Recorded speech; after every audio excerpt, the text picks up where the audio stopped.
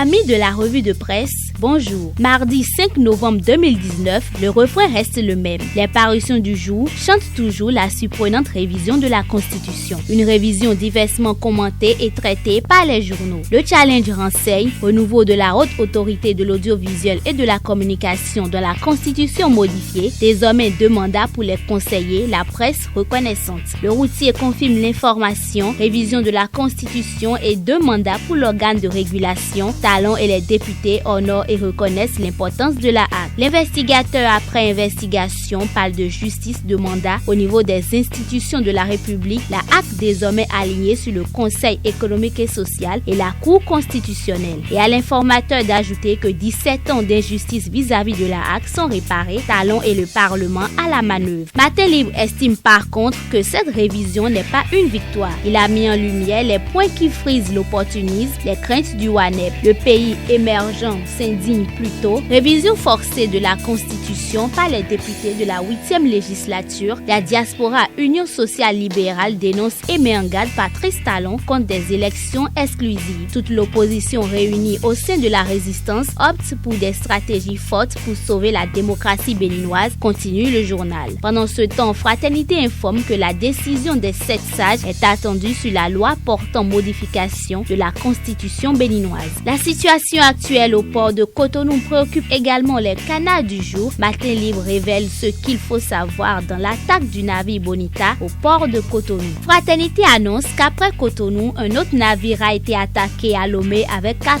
otages. Patrice Talon préoccupé par la situation. Le Béninois libéré informe également piraterie au large du port de Cotonou, rencontre président, autorité navale et ministre concernés. Talon prend le dossier à bras le corps. Même son de cloche du côté du quotidien Le Matinal qui met en manchette rencontre chef de l'État, acteur portuaire et force navale après l'attaque du navire Bonita. Talon annonce la riposte. Fermeture des frontières nigérianes, on en parle encore. La Nation nous apprend que la CEDEAO mesure l'impact sur le Bénin de la fermeture des frontières nigérianes. Décryptage Info relaie la même information. Bénin-Nigeria, une mission d'enquête de la CEDEAO sur la fermeture des frontières. Une note sportive pour mettre un thème à cette revue de presse. Le champion renseigne football tour de cadrage de la Coupe CAF, ESAE à 90 minutes des phases de groupe. Selon ce canard, après son incroyable et imprévisible succès à Thiès contre Génération Foot, ESAE pourrait être le premier club béninois à se qualifier pour la phase de groupe de la Coupe CAF ce mardi 5 novembre 2019. Le Bénin peut revivre ce mardi à travers ESAE les grands moments de football comme le faisaient les Dragons de Louémé dans les années 80.